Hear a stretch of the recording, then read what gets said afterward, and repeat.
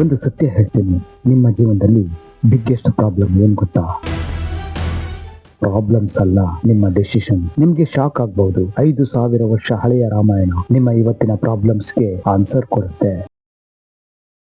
ನಾವು ರಾಮಾಯಣವನ್ನ ಸ್ಟೋರಿ ಅಂತ ನೋಡ್ತೀವಿ, ಆದ್ರೆ ಎಕ್ಸ್ಪರ್ಟ್ಸ್ ಹೇಳೋದೇ ಬೇರೆ. ಇದು human behaviour guide, decisions making framework, emotional control system. ಈ ವಿಡಿಯೋದಲ್ಲಿ ನಾನು ನಿಮಗೆ 5 ಪವರ್ಫುಲ್ ಇನ್ಸೈಟ್ಸ್ ನ ಕೊಡ್ತೀನಿ. ಇದು ನಿಮ್ಮ ಥಿಂಕಿಂಗ್, ಇದು ನಿಮ್ಮ ಆಲೋಚನೆಗಳನ್ನ ಬದಲಾಯಿಸುತ್ತೆ.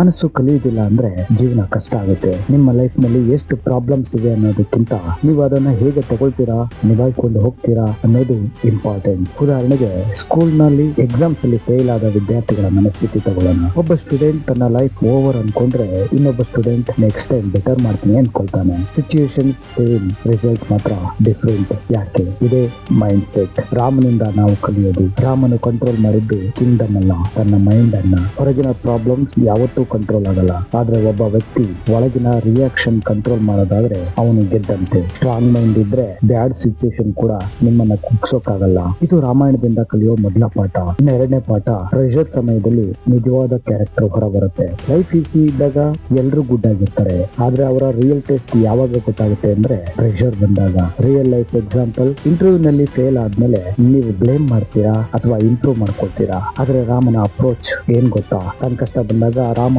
ಏನ್ ಮಾಡಿದ್ದು ಗೊತ್ತಾ? ಸೀತೆಯನ್ನ ಕಳ್ಕೊಂಡಾಗ ರಾಮನಿಗೆ ಈಸಿ ಆಪ್ಷನ್ಸ್ ಇದ್ವಾ?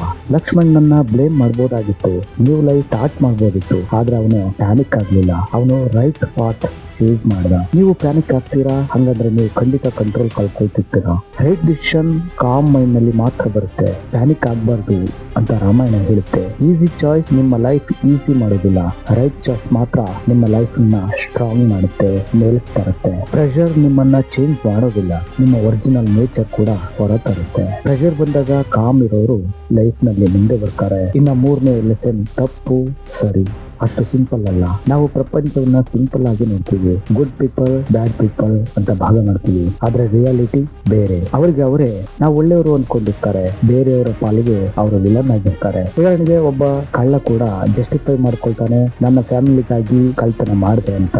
ಪ್ರತಿಯೊಬ್ರು ತಮ್ಮ ಸ್ಟೋರಿಯಲ್ಲಿ ಅವರಿಗವರೇ ಹೀರೋ. ಕ್ರಿಮಿನಲ್ ಕೂಡ ಜಸ್ಟಿಫೈ ಮಾಡ್ಕೊಳ್ತಾನೆ, ಪೊಲಿಟಿಷಿಯನ್ಸ್ ಕೂಡ ಜಸ್ಟಿಫೈ ಮಾಡ್ಕೊಳ್ತಾನೆ. ಸ್ವಲ್ಪ ಆಲೋಚನೆ ಮಾಡಿ ನೋಡಿದ್ರೆ ಪ್ರತಿಯೊಬ್ರು ತಮ್ಮ ಪರ್ಸ್ಪೆಕ್ಟಿವ್ ಅಲ್ಲಿ ಕರೆಕ್ಟ್ ಅನ್ಕೊಳ್ತಾರೆ, ಅದಕ್ಕೆ ಮಿಸ್ಅಂಡರ್ಸ್ಟ್ಯಾಂಡಿಂಗ್ ಬರ್ತದೆ. ನಾವು ಎಲ್ಲರೂ ರಾವಣನನ್ನ ವಿಲನ್ ಅಂತ ನೋಡ್ತೀವಿ, ಆದ್ರೆ ರಾವಣ ತನ್ನನ್ನು ತಾನು ವಿಲನ್ ಅನ್ಕೊಂಡಿದ್ನ? ಖಂಡಿತ ಇಲ್ಲ, ಅವನಿಗೆ ಅವನೇ ಹೀರೋ. ಆದ್ರೆ ರಾಮನ ಕ್ವಾಲಿಟಿ, ರಾವಣನನ್ನ ಕೊಂದ ನಂತರ ಹೆಟ್ರೇಟ್ ಇಟ್ಕೊಂಡಿರ್ಲಿಲ್ಲ. ಯಾಕೆ ಗೊತ್ತಾ? ಆಂಗರ್ ನಿಮ್ಮನ್ನ ಡಿಸ್ಟ್ರಾಯ್ ಮಾಡುತ್ತೆ. ಎನಿಮಿ ನಿಮ್ಮ ಹೊರಗಿಲ್ಲ, ನಿಮ್ಮ ಒಳಗೆ ಇದೆ. ಕೋಪ ತನ್ನನ್ನು ತಾನು ಸಿಡುತ್ತೆ. ಅವನು ನಿರ್ಧಾರ ತೆಗೆದುಕೊಂಡಿದ್ದು ಕೋಪ ಉದ್ವೇಗದಿಂದ ಅಲ್ಲ. ಕೋಪ ಉದ್ವೇಗದಿಂದ ತೆಗೆದುಕೊಂಡ ನಿರ್ಧಾರಗಳು ಪ್ರಾಬ್ಲಮ್ಸ್ ಕ್ರಿಯೇಟ್ ಮಾಡ್ತವೆ. ಪ್ರಿನ್ಸಿಪಲ್ ಬೇಸ್ಡ್ ಡಿಸಿಷನ್ ಸ್ಟೆಬಿಲಿಟಿ ಕೊಡ್ತವೆ. ರಾಮಾಯಣ ಇದನ್ನೇ ಹೇಳಿದ್ದು. ನಾವು ಕಲಿಯೋ 4ನೇ ಪಾಠ, ನಿಮ್ಮ ಸುತ್ತಲಿನ ಜನರು ನಿಮ್ಮ ಫ್ಯೂಚರ್ ನ ಫಿಕ್ಸ್ ಮಾಡ್ತಾರೆ. ನಿಮ್ಮ ಲೈಫ್ ಚೇಂಜ್ ಆಗ್ಬೇಕಂದ್ರೆ ನಿಮ್ಮ ಫ್ರೆಂಡ್ ಚೇಂಜ್ ಆಗ್ಬೇಕು. ನೀವು ಯಾರ ಜೊತೆ ಟೈಮ್ ಸ್ಪೆಂಡ್ ಮಾಡ್ತೀರಾ ಅದೇ ನಿಮ್ಮ ಫ್ಯೂಚರ್. ರಾಮ ಒಬ್ಬನೇ ರಾವಣನನ್ನ ಸೋಲಿಸಿದ್ನ?